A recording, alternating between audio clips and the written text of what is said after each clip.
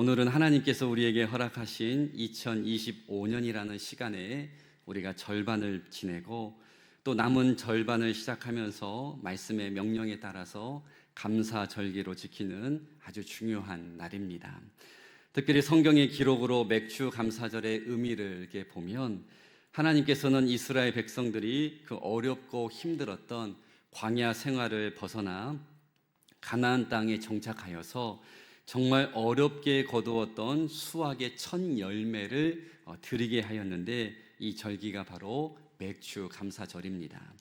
아마도 익숙하지 않고 척박한 땅에서 씨를 뿌리고 또 농사를 지어서 첫 수확을 한 것이기 때문에 이스라엘 백성들이 예상한 만큼 그리고 충분히 먹을 만큼의 열매가 맺어지지는 않았을 것입니다. 그런데 하나님께서는 뻔히 이러한 모든 상황을 다 알고 있음에도 불구하고 첫 열매를 하나님께 바쳐라 라고 이렇게 명령을 하셨습니다. 그렇다면 여러분, 왜 하나님께서는 충분하지 않은 열매임에도 불구하고 가장 먼저 하나님께 드릴 것을 명령하셨던 것일까요? 그 이유는 딱 한 가지였습니다. 바로 감사를 가르치기 위함이었습니다. 다른 말로 표현하면 하나님의 은혜를 기억해야 한다라는 것을 알려주시기 위함이었습니다. 430년 가까운 출애굽 노예 생활을 벗어났고 또한 홍해에서 바로왕의 군대로부터 보호를 받았고 40년 동안 광야 생활을 했지만 그곳에서 죽지 않고 약속의 땅에 들어와서 첫 수확을 거둘 수 있었던 것, 이스라엘 백성들의 똑똑함이나 그들이 가지고 있었던 지혜나 지식과 능력 때문이 아니라 하나님께서 하셨다라는 것을 분명하게 가르쳐 주기 위함이었다라는 것입니다. 왜냐하면 신명기 8장에 자세하게 나오지만 이스라엘 백성들이 가나안에 잘 정착하여서 그들의 소유가 이제 점점 많아지고 생활도 안정이 될수록 그들은 하나님의 은혜를 기억하고 감사했던 것이 아니라 마음이 어느 순간부터 교만해지고 지금까지 그들의 삶을 인도하시고 도와주신 하나님의 은혜를 다 잊어버리고 또 한 가지는 그들이 지금 소유하고 있었던 모든 것이 하나님의 능력이 아닌 자신들의 능력으로 잘못 판단을 했다라는 것입니다. 그래서 하나님께서는 이때까지 멀리 다 보시고 가나안 땅에서부터 첫 수확부터 감사를 가르치시며 하나님의 은혜를 잊지 말라 이렇게 강조하셨던 것입니다. 그래서 여러분, 맥주 감사절은 우리가 연례적으로 지키는 그런 단순한 절기가 아니라 지금까지 나의 삶에 역사하시고 도우셨던 하나님의 은혜를 우리가 다시 한번 기억하는 시간이 되어야 하고, 또한 내가 지금 소유하고 누리고 있는 이 모든 것이 나의 능력에서 온 것이 아니라 하나님께서 주셨다라는 이 믿음의 고백과 또한 예물 속에 우리의 진심과 감사를 담아드려야 하는 신앙 고백의 시간이 되어야 한다라는 것입니다. 다시 말해 맥주 감사절은 다시 한번 하나님과 말씀 앞에 우리가 얼마나 감사를 잘 하고 있는지 감사 지수를 점검하고 내가 하나님의 은혜를 기억하고 있는지를 또 확인하는 신앙의 중간고사라고도 할 수가 있습니다. 그러므로 여러분, 오늘 말씀을 들을 때에 또 감사 이야기 하는구나 라고 단순하게 듣지 마시고 나는 지난 전반기 시간 동안 6개월 동안 하나님 앞에 얼마나 감사하면서 지냈는지, 그리고 하나님께서 나에게 베풀어 주신 은혜가 얼마나 크고 많음에도 불구하고 나는 그 모든 것 다 잊어버리고 오히려 불평 불만 하지는 않았는지 나의 내면에 있는 신앙을 반드시 체크하셔야 하고, 후반기에는 더욱더 나는 감사하는 성도가 되리라는 결단도 있어야 한다라는 것입니다. 오늘 우리가 읽은 시편 57편은 시편 56편과 연결되는 말씀인데요, 사울 왕을 피해서 어쩔 수 없이 적국이라고 할 수 있는 블레셋 나라 가드성으로 피했던 다윗과 일행이 그곳에서 죽을 고비를 넘기고 다시 이스라엘 광야로 돌아와서 동굴에 숨어 지내는 상황 속에서 지었던 시가 바로 오늘 우리가 읽은 시편 57편의 말씀입니다. 조금 더 구체적으로 한 번 더 설명을 드리면 이스라엘 땅에서 더 이상 숨고 피할 장소가 없어서 이방 땅까지도 넘어가 보았지만 그곳에서조차도 안전을 보장할 수 없어서 다시 이스라엘로 이렇게 돌아오게 되었는데, 여전히 사울 왕이 살기 등등하게 다윗 한 사람을 죽이기 위해서 모든 에너지를 집중하고 있었기 때문에 계속 도망하는 신세 가운데 이제는 더 이상 숨을 곳이 없어서 좁은 동굴에 들어와서 몸을 숙이고 있어야 하는 상황에 다윗이 있었다라는 것입니다. 그래서 오늘 본문 1절에 보면 다윗은 하나님 앞에 반복해서 고백하는 표현이 2번 나오는데, 바로 하나님이여 내게 은혜를 베푸소서라는 표현입니다. 이 말은 쉽게 표현하면 하나님 저를 불쌍히 여겨주세요 라고 절규하는 기도와 동일합니다. 그만큼 다윗의 상황이 지금 절박했고 좋은 환경이 아니었다라는 것입니다. 여러분, 온 이스라엘 땅 안에는 지금 사울의 군사가 다 주둔해 있고 일반 백성들 사이에도 스파이가 많아서 언제 자신의 위치가 노출되어서 또다시 죽음의 위기를 맞을 수 있었기 때문에 다윗의 마음은 한시도 편안할 수가 없는, 어쩌면 매우 불안한 그런 상황 가운데 있었다는 것입니다. 여러분 한번 생각해 보세요. 여러분은 아무 잘못한 것이 없는데 여러분 한 사람을 잡겠다라고 온 대한민국 땅에 3,000명의 경찰들이 샅샅이 여러분을 뒤지고 있고 여러분들의 얼굴이 온 벽마다 크게 붙여져 있다라면 어디 불안하고 억울해서 살아갈 수가 있겠습니까? 그런데 바로 다윗이 이런 상황 가운데 있었고, 이러한 상태에서 자신과 하나님 앞에 고백하는 내용이 오늘 우리가 읽은 본문의 말씀이라는 것입니다. 그런데 여러분, 놀라운 사실은 우리가 오늘 본문을 모두 다 읽었지만 상황적으로 보면, 제가 지금 설명드린 이 환경으로 보면 시편 57편의 말씀은 온통 불평과 불만으로 가득 채워져야 있어야 하고, 또한 사울을 향한 적개심이 드러나는 내용으로 채워져야 하는데, 오히려 내용을 보면 정반대의 말씀들이 담겨져 있다는 것입니다. 오히려 오늘 본문은 감사와 찬송시라고 할 수 있을 정도로 수많은 감사의 고백과 하나님을 향한 찬송의 내용으로 채워져 있습니다. 그렇다면 여러분, 다윗은 어떻게 이런 절망과 낙심의 상황 가운데서, 또한 자신의 지금 생명의 위협을 받고 있는 절체절명의 순간, 모든 사람들이 일반적으로 선택하는 원망과 저주가 아니라 어떻게 감사와 찬송을 선택할 수 있었을까요? 오늘은 다윗의 이 믿음의 고백을 통해서 감사할 수 있는 영적인 비결을 우리가 함께 배우려고 하는데요.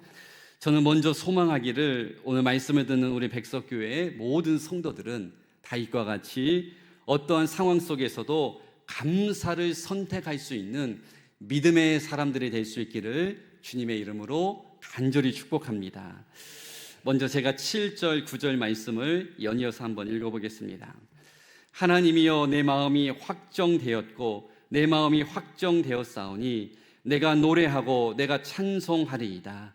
주여 내가 만민 중에서 주께 감사하오며 문나라 중에서 주를 찬송하리이다.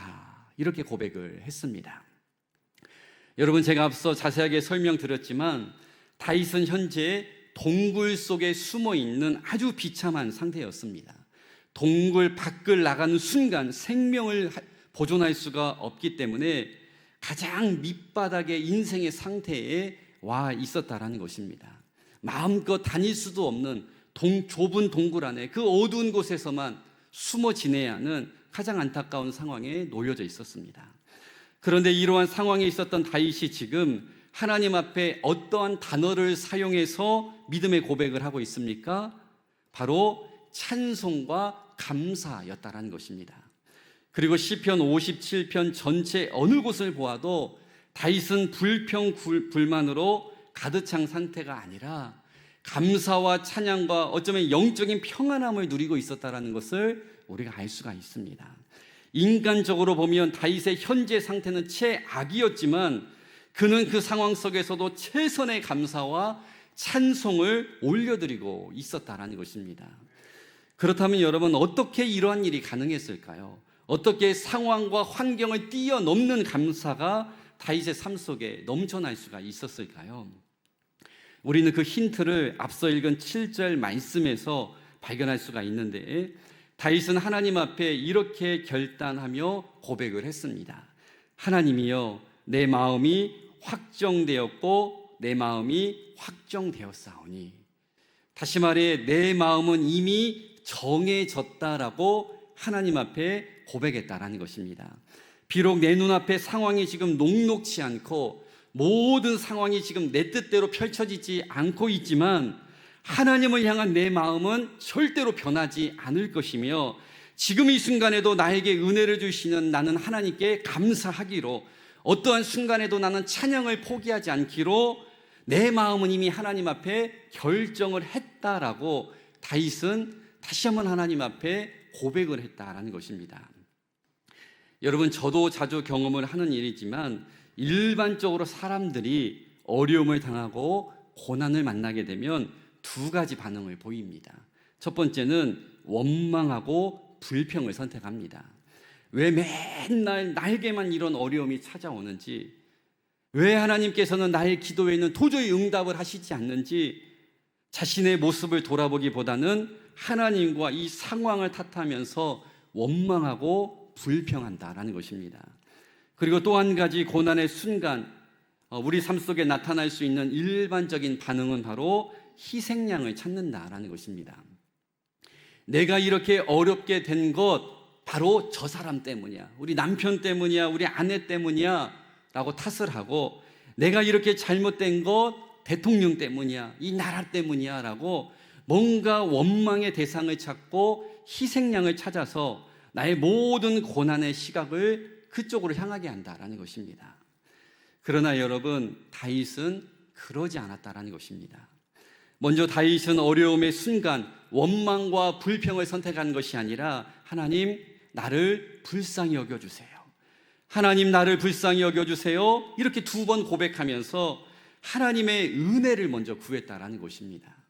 그리고 또 한 가지, 그는 동굴 밖을 나갈 수도 없는 절망의 상황이었지만 그럼에도 불구하고 감사와 찬송을 통해서 자신의 모든 시각을 지금 다른 사람들에게 향했던 것이 아니라 오직 하나님께만 집중을 시켰다라는 것입니다. 그래서 여러분, 우리가 이러한 다윗의 모습을 통해서 배울 수 있는 첫 번째 감사 비결이 있습니다. 그것은 바로 절망과 낙심의 순간 우리의 영적인 시각을 하나님께 확정해야 한다라는 것입니다.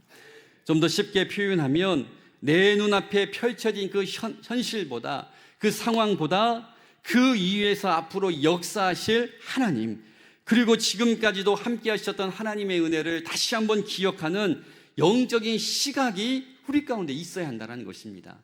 눈앞에 있는 문제에만 집중하지 말고 언제나 나와 함께 하시고 이 문제를 뛰어넘을 은혜를 주신 하나님을 바라볼 수 있는 영안이 열려 있어야 한다는 것입니다. 여러분, 우리에게 어려움이 찾아왔을 때 우리가 낙심하고 절망하는 이유가 무엇일까요? 아마도 그 이유는 우리의 마음을 확정하지 못하고 있기 때문입니다. 다윗처럼 하나님께로 확실하게 우리의 마음을 정하고 기도하며 우리가 맡기면 되는데, 저 방법이 좋을까? 아니야, 이 방법이 더 좋을 거야. 저 사람에게 부탁할까? 아니야, 저 사람에게 부탁하는 게 더 나을 거야. 이렇게 여전히 내가 마음이 갈팡질팡하며 하나님께 맡기지도 못하고, 그렇다고 내가 다 해결할 수도 없으니 마음이 불안하고 절망에 사로잡히게 되는 것입니다. 우리가 배우자를 선택할 때에도 기도하면서 이 사람이 나에게 주신 하나님의 선물과 같은 배우자구나 라고 마음이 정해지지 않으면 계속 이 사람 저 사람 비교하게 되는 것처럼, 어려움의 순간 나는 믿음으로 하나님께 맡기기로, 나는 어떠한 상황 속에서도 하나님의 편에 감사를 선택하기로 내 마음을 고정하지 않으면 흔들리고 더 깊은 낙심 가운데 빠져들어갈 수가 있다는 것입니다. 그러나 다윗처럼 우리가 가장 먼저 어려움을 만난 그 순간에, 저는 하나님께로 내 마음을 확정합니다, 나는 어떠한 순간에도 감사와 찬송을 포기하지 않겠습니다. 이렇게 나의 마음을 믿음으로 오직 하나님께로만 먼저 정하면 그 순간부터 하나님께서 여러분의 삶 가운데 일하기 시작하실 것이고, 다윗처럼 상황을 뛰어넘는 평안함과 감사할 수밖에 없는 좋은 환경으로 인도하여 주실 줄로 믿으시기 바랍니다. 두 번째로 우리가 오늘 다윗으로부터 배울 수 있는, 어떤 상황 속에서도 감사할 수 있는 비결 한 가지가 더 있습니다. 제가 이전에도 한번 말씀드렸는데, 감사에는 세 가지 종류가 있습니다. 첫 번째로 만약에라고 하는 조건부 감사가 있습니다. 예를 들면 이러한 것인데요, 만약에 내가 하는 일이 잘 되면, 내가 하고 있는 사업이 성공하고 돈을 많이 벌면, 우리 자녀가 좋은 대학에 들어가면 그때 하나님께 헌신하고 감사하겠습니다. 이런 식으로 내가 원하는 어떠한 일이 이루어질 때에만 감사하는 분들이 있습니다. 어쩌면 어린아이 정도 수준의 감사이고 아예 안 하는 것보단 낫겠지만 가장 낮은 수준의 감사라고 할 수가 있습니다. 두 번째로 뭐뭐 때문에라고 하는 2차원적인 감사가 있습니다. 예를 들면 이번에 아파트에 당첨이 되었기 때문에 감사합니다.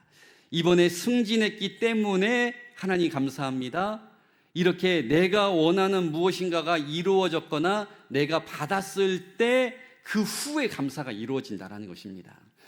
어쩌면 조건부 감사와 크게 다르진 않지만 그나마도 좀 더 높은 수준의 감사라고 할 수가 있습니다.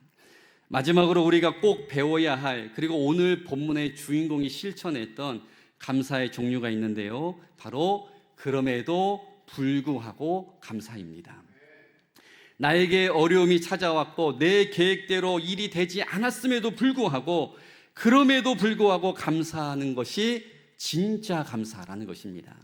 비록 지금 이 순간에는 내가 원하는 응답이 오지 않았지만 이 안에 반드시 하나님의 섭리가 있고, 하나님은 내가 원하는 것보다 더 좋은 것으로, 하나님의 것으로 채워주실 것이다 라는 이 믿음을 가지고 기다리는 것, 먼저 감사하는 것, 이게 바로 그럼에도 불구하고 감사라는 것입니다. 최고 수준의 감사라고 할 수가 있습니다. 그런데 여러분, 우리가 일반적인 사람들처럼 이렇게 조건부로, 그리고 무엇인가가 주어진 후에만 하는 감사가 아니라 믿음을 가지고 해야 하는 그럼에도 불구하고 감사의 인물이 되려면 전제되어야 할 것이 있습니다. 그것은 바로 영적인 결단과 선택이 먼저 있어야 한다는 것입니다. 오늘 본문에도 보면 다윗은 눈앞의 현실은 끝없는 절망으로 계속 펼쳐졌지만 그 상황의 마음과 감정을 빼앗지 않기 위해서 먼저 영적으로 결정하고 선택한 믿음의 고백들이 많이 나옵니다. 상황이 좋아서 감사하고 찬송한 것이 아니라 미리 믿음으로 그럼에도 불구하고 결정하고 결단했다는 것입니다. 내 마음이 확정되었사오니 내가 노래하고 찬송하겠습니다. 내 영혼아 깰지어다 내가 만민 중에 감사하고 모든 나라들 앞에서 오직 주님만을 찬양하리라. 지금 이 순간에도 주님의 영광이 온 세계 위에 높아지기를 원합니다. 여러분, 이 고백이 지금 오늘 본문 안에 담긴 다윗의 고백이라는 것입니다. 도저히 감사할 수 없고 찬송할 수 없는 상황이었지만 다윗은 감사하기로 결정했기 때문에, 결심이 섰기 때문에 이러한 감사와 찬송을 할 수 있었다는 것입니다. 여러분, 감사하려면 먼저 여러분의 마음이 결정되셔야 한다는 것입니다. 마치 다니엘이 왕과 우상 신전 외에 그 누구 앞에서 기도하거나 절을 하게 되면 사자굴과 풀무불에 던져진다라는 이런 새로운 법령이 선포되었음에도 불구하고 다윗의 새 친구도 다니엘의 새 친구도 또한 다니엘도 역시 하나님을 향한 3번의 기도를 포기하지 않고 우상 앞에 절하지 않았고, 또한 그 기도조차도 감사 기도를 올려드렸을 때, 이렇게 믿음의 결단과 영적인 선택이 먼저 있었을 때 그럼에도 불구하고 감사할 수 있는 믿음이 그들의 삶에 펼쳐지게 되었다라는 것입니다. 그러므로 여러분들이 진정으로 다윗처럼 환경을 뛰어넘는 정말 최고 수준의 감사의 인물이 되고 싶다면 가장 먼저 나는 어떠한 상황 속에서도 하나님께 감사하겠습니다. 나는 아무리 어려워도 주님 앞에 예배드리고 찬양하는 일을 포기하지 않겠습니다. 이런 믿음의 결심과 결단이 먼저 있어야 한다라는 것입니다. 제가 몇 년 전에 함께 나눈 저희 가정 이야기인데요. 저희 부부가 큰 딸을 낳고 조금 시간이 흐른 후에 하나님께서 두 번째 자녀를 선물로 주셨습니다. 그래서 저희 아내가 임신 초기였을 때 병원에 가서 여러 가지 검사를 이렇게 받게 되었는데, 첫째 때 아내가 고생을 많이 해서 둘째 때에는 제가 인천에서 이름만 대면 모두가 알 수 있는 전문 여성병원으로 우리 아내를 이제 데리고 갔습니다. 그래서 초기 검사들도 잘 진행했고 어느 토요일 오후에 이 검사 결과를 듣기 위해서 이제 가게 되었는데, 그런데 그 시간 제가 청년부 예배를 또 인도해야 해서 저는 함께 가지 못하고 저희 아내만 이렇게 병원의 검사 결과를 듣기 위해서 방문하게 되었습니다. 그런데 예배를 마치고 이제 아내를 데리고 가기 위해서 제가 전화를 했는데 아내가 아무 말도 안 하고 계속 울기만 하는 겁니다. 그래서 왜 우냐고 제가 이렇게 물어보니까 어제까지 건강하게 있던 아이가 오늘 여러 검사를 다 해봤는데 갑자기 보이지 않는다라는 결과를 받았다라는 것이었습니다. 조금 전문적으로 이야기를 하면 자궁 외에 임신이 된 것 같다라는 의사의 판단이었습니다. 그래서 만약 오늘 평일이거나 아니면 조금 일찍 왔으면 지금 아이를 지우는 수술을 해야 하는데 늦은 토요일 오후에 왔기 때문에 지금은 당직 의사들밖에 없어서 오늘 저녁 하루 금식하고 주일인 내일 오전에 와서 수술을 하자라는 것이었습니다. 불과 몇 시간 전까지만 해도 몸속에 아이에 대한 느낌이 있었는데 이 아이를 지어야 한다는 생각에 저희 아내가 눈물이 멈추지 않았던 것입니다. 제가 전화로 이 내용을 듣고 저희 아내를 이제 병원으로 데리러 간 한 20분 정도 차 안에서 얼마나 큰 원망과 불평이 터져 나왔는지 모릅니다. 하나님, 주의 일에 생명을 건 목회자 가정 안에 없던 생명도 주셔야 하는데 왜 저희에게 허락하신 생명을 갑자기 데리고 가십니까? 왜 갑자기 기쁨을 슬픔으로 만드십니까? 하나님, 왜 주님의 일에 헌신하는 저희 가정에 왜 이런 어려움을 주십니까? 이렇게 제 마음 가운데 계속해서 불평, 불만이 쏟아져 나왔습니다. 그런데 그 순간 제가 강단에서 성도들에게 수없이 외쳤던 설교를 하나님께서 생각나게 하셨습니다. 여러분, 어떤 상황 속에서도 먼저 감사하셔야 합니다. 여러분, 감사해야 기적이 일어납니다. 이렇게 설교했던 내용이 생각나게 하셨습니다. 그런데 이렇게 나는 설교했는데 막상 현실의 문제를 만나서 불평, 불만하고 있는 저의 모습이 순간적으로 부끄럽게 느껴졌습니다. 그래서 아내를 만나서 집으로 오는 길에 계속 울고 있는 아내에게 제가 이렇게 이야기를 했습니다. 내가 당신의 마음을 충분히 이해하고 공감하지만 우리 믿음을 가지고 이 상황을 주신 하나님께 감사하자. 범사에 감사하라라는 말씀을 따라서 내일 주일이니까 최선을 다해서 감사 헌금을 오히려 드리자. 그렇게 저희 부부는 다음날 절망적 상황이었지만 하나도 상황이 바뀐 것도 없고 아이를 지워야 하는 상황에 있었지만 믿음으로 결단하고 감사하기로 결정하고 하나님께 최선을 다해서 주일날 감사 예물도 오히려 드렸습니다. 그리고 저희 아내는 주일 아침 일부 예배를 마치고 아이를 지우는 중절 수술을 하기 위해서 병원으로 갔습니다. 저는 하필 그날 예배 사회를 또 봐야 했기 때문에 또 함께 동행하지를 못했습니다. 그렇게 차가운 수술대에 아내를 혼자 보냈기 때문에 도저히 예배에 집중할 수가 없었습니다. 그래서 아내에게 올 연락만 기다리고 있었는데 드디어 예배 중에 아내에게 문자가 왔습니다. 수술 잘 마쳤어요. 그런데 너무 마음이 아파요. 라고 이렇게 문자가 올 줄 알았는데 문자 첫 마디가 좀 달라 보였습니다. 그래서 자세히 문자를 보니까 할렐루야, 하나님이 하셨어요 라는 내용이 적혀져 있었습니다. 그래서 제가 나중에 만나서 자세하게 내용을 들어보니까 수술 전에 다시 한번 검사를 하게 되는데 어제까지 여러 가지 최첨단 장비를 총동원해도 보이지 않던 저희 아이가 주일 아침 짠하고 다시 부활을 했던 것입니다. 그래서 수술을 하지 않게 되었고 오히려 둘째 아이를 다시 발견하고 건강하다라는 확인을 하고 돌아오는 길이다라는 문자를 받게 되었습니다. 여러분, 저희가 갔던 병원이 동네 시시한 병원이 아닙니다.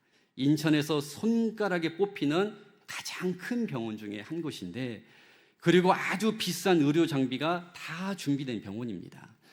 그렇다면 어떻게 이러한 기적이 일어난 게 될 것일까요? 저희는 지금까지도 하나님이 하셨다라고 생각하고 있습니다. 그리고 그 일하심의 도구가 바로 너무나 힘들었지만, 원망하고 불평할 수밖에 없는 상황이었지만, 머리로는 도저히 이해가 되지 않았지만 그럼에도 불구하고 하나님 앞에 감사하기로 결단하고, 감사할 수 없는 상황이었지만 오히려 감사 예물을 드리기로 결정했던 그 선택을, 그 믿음을 하나님께서 기뻐하셨다라고 지금도 저희는 믿고 있습니다. 그리고 그때 지어져서 없어질 뻔했던 우리 둘째 아이가 벌써 중3이 되어서 16살이나 되었습니다. 사랑하는 여러분, 감사는 하늘에서 뚝 떨어지는 것이 아닙니다. 감사는 계속 훈련해야 하고 연습해야 합니다. 오늘 실패했다고 해서 포기하는 것이 아니라 내일 또 시도하고 계속 도전할 때에 우리 안에 감사의 습관이 생기고 감사를 선택할 수 있는 영적인 눈이 열려지게 된다라는 것입니다. 그러므로 오늘부터 다윗처럼 어떠한 상황 속에서도 먼저 감사하기로 여러분 결정하시고, 그 마음의 결단을 삶 속에 실천하여서 늘 하나님 앞에 시선을 고정하며 여러분들의 마음과 생각과 감정을 하나님께로 확정한다면, 하나님께서 다윗에게 주셨던 것처럼 우리에게도 감사할 수밖에 없는 좋은 환경과 상황과 열매를 주실 줄로 믿습니다. 바라기는 우리 모든 백석교회 성도들은 그럼에도 불구하고 감사할 수 있는 최고의 감사의 인물들이 될 수 있기를 주님의 이름으로 간절히 축복합니다.